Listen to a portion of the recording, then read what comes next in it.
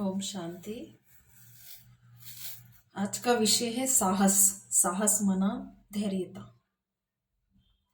आज के ಇವತ್ತಿನ विषय ಇದೆ साहस अर्थात धैर्यते। आज के बनावटी संसार में स्वयं के साथ सच्चा रहने के लिए मुझे साहस की आवश्यकता है। साहस रखना कोई छोटी बात नहीं है। ಈಗಿನ ಕಾಲದ ಸುತ್ತಿ ಬಳಸಿರೋ ಪ್ರಪಂಚದಲ್ಲಿ ಹಳೆ ಪ್ರಪಂಚದಲ್ಲಿ ದುಃಖದ ಪ್ರಪಂಚದಲ್ಲಿ ಸ್ವಯಂ ಮೇಲೆ ಅರ್ಥಾತ್ ತನ್ನ ಮೇಲೆ ತಾನೇ ತನ್ನ ಜೊತೆಲಿ ಸತ್ಯವಾಗಿ ಇರೋಕ್ಕೋಸ್ಕರ ನಮಗೆ ನಮ್ಮ ಮೇಲೆ ಸತ್ಯವಾಗಿ ಇರಬೇಕು, ನಮ್ಮ ಮನಸ್ಸಿಗೆ ನಾವು ಮೆಚ್ಕೊಂಡಿರ್ಬೇಕು. ಅದಕ್ಕಾಗಿ ನಮ್ಗೆ ಸಾಹಸ ಅರ್ಥಾತ್ ಧೈರ್ಯತೆ ಖಂಡಿತ ಬೇಕಾಗಿದೆ, ಅವಶ್ಯಕತೆ ಇದೆ. ಮತ್ತು ನಮ್ಮ ಮೇಲೆ ನಾವು ಧೈರ್ಯತೆ ಇಟ್ಕೊಳ್ಳೋದು, ನಮ್ಮ ಮೇಲೆ ನಾವು ವಿಶ್ವಾಸ ಇಟ್ಕೊಳ್ಳೋದು, ಸಾಹಸ ಇಟ್ಕೊಳ್ಳೋದು ಅದು ಚಿಕ್ಕಮ್ಮ ಮನೆ ಊಟ ಅಲ್ಲ, ಅಂದ್ರೆ ಸಾಧಾರಣ ಕೆಲಸ ಅಲ್ಲ, ಸಾಧಾರಣ ಮಾತಲ್ಲ ಅಂತ ಇದೆ. फिर भी रूहानी पढ़ाई का तो लक्ष्य ही है साहस का धारण करना, अर्थात जिसमें मैं विश्वास करती हूँ उसके प्रति प्रतीक बनने का साहस, माना जिसमें मैं विश्वास करती हूँ उस पर बलि चढ़ना, उसके प्रति विश्वास करने के बाद उसके प्रति बलि होना, उसके प्रति अर्पण होना भी एक साहस है.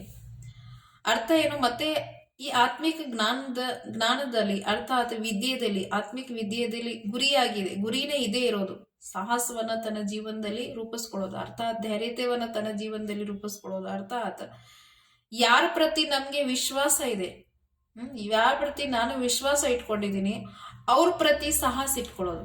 ಉದಾಹರಣೆಯಾಗಿ ಲೌಕಿಕಲಿನೂ ಸಹ ಯಾರ ಮೇಲೆ ನಮ್ಗೆ ಪ್ರೀತಿ ಇರುತ್ತೆ, ಅವ್ರ ಮೇಲೆ ವಿಶ್ವಾಸ ಇರುತ್ತೆ, ಅವ್ರಕ್ಕೋಸ್ಕರ ನಾವು ಅವ್ರ ಜೊತೆಲಿ ಹೋಗೋಕ್ಕೋಸ್ಕರ, ಅವ್ರ ಜೊತೆಲಿ ಜೀವನ ರೂಪಿಸೋಕ್ಕೋಸ್ಕರ, ಅವ್ರ ಜೊತೆಲಿ ಇಡೀ ಜೀವನವನ್ನ ಮುಡುಪಾಯ ಇಡಕ್ಕೋಸ್ಕರ, ಅವ್ರಿಗೆ ಸಹಯೋಗ ಕೊಡಕ್ಕೋಸ್ಕರನು ಸಹ ಸಾಹಸ ಇಟ್ಕೊಂಡಿರ್ತಿರಲ್ಲ, ಆಗ್ಲೇ ತಾನೇ ತಂದೆ ತಾಯಿ ಮಾತಿಗೆ ಮೀರಿ ಹೋಗ್ತಾರೆ.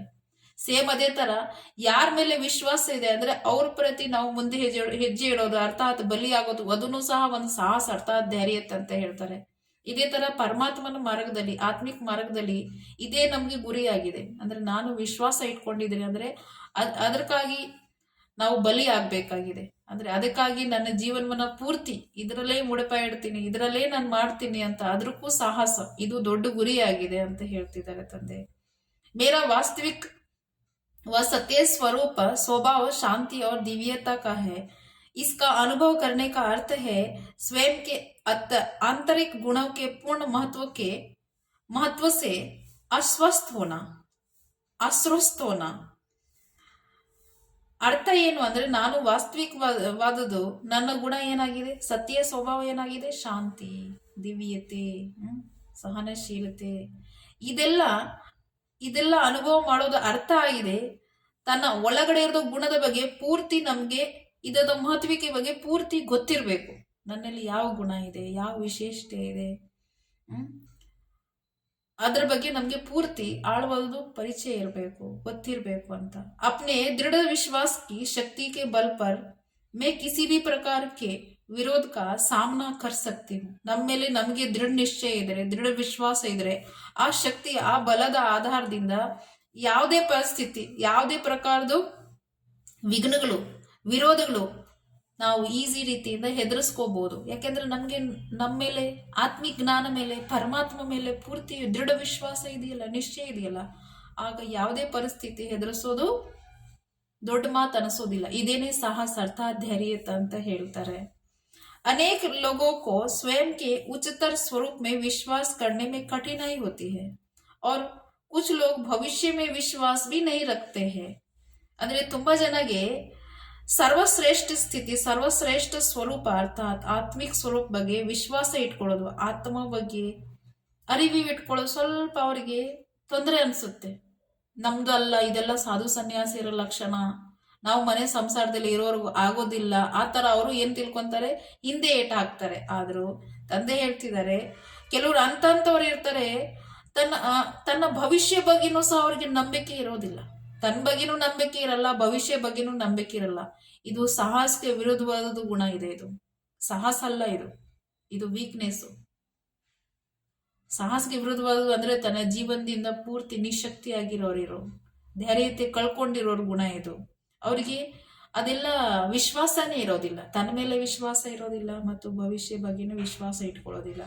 ಸ್ವಯಂ ಹಿ ಪಹಚಾನ್ स्वयं की पहचान करने से संदेह दूर होते हैं। स्वयं की पहचान करने से संदेह दूर होता है। मेरा वास्तविक स्वभाव शांत रहना है।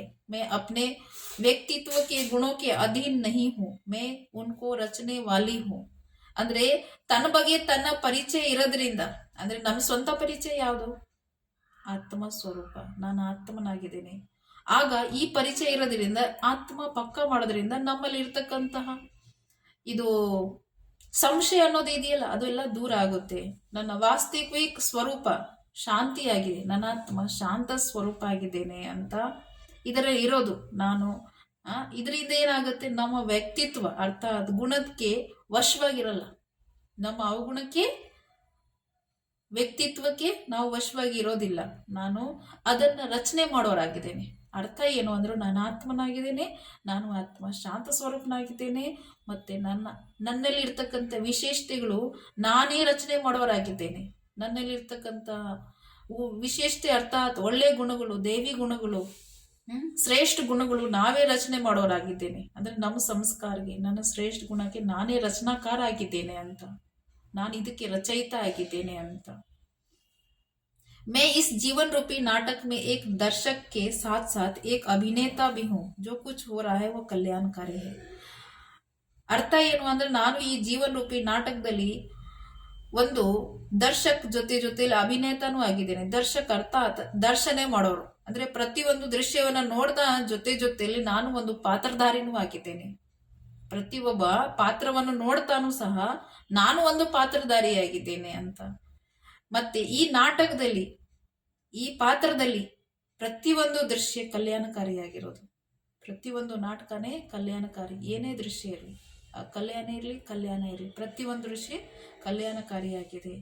जैसे ही मैं इन सत्यों को अपने जीवन में समावेश कर लूंगी तो मेरा साहस कभी भी मेरे साथ नहीं छोड़ेगा. ಉದಾಹರಣೆಯಾಗಿ, ಯಾವಾಗ ಈ ಸತ್ಯಗಳು ನಾವು ನಮ್ಮ ಜೀವನದಲ್ಲಿ ಸಮಾವೇಶ ಮಾಡ್ಕೊಂತೀವಿ, ರೂಪಿಸ್ಕೊಳ್ತೀವಿ, ಆಗ ನನ್ನ ಸಾಹಸ ಅರ್ಥಾತ್ ಧೈರ್ಯತೆ ನಮ್ಮ ಕೈ ಯಾವತ್ತೂ ಬಿಡೋದಿಲ್ಲ. ನಮ್ಮ ಧೈರ್ಯತೆ ನಮ್ಮ ಕೈ ಬಿಡೋಲ್ಲ ಅಂತ ಇದರದ ಅರ್ಥ ಆಗಿದೆ. ಉದಾಹರಣೆಯಾಗಿ ನನ್ನ ಅನುಭವ ನಿಮ್ಮ ಜೊತೆಲಿ ಶೇರ್ ಮಾಡಕ್ಕೆ ಇಷ್ಟಪಡ್ತೇನೆ.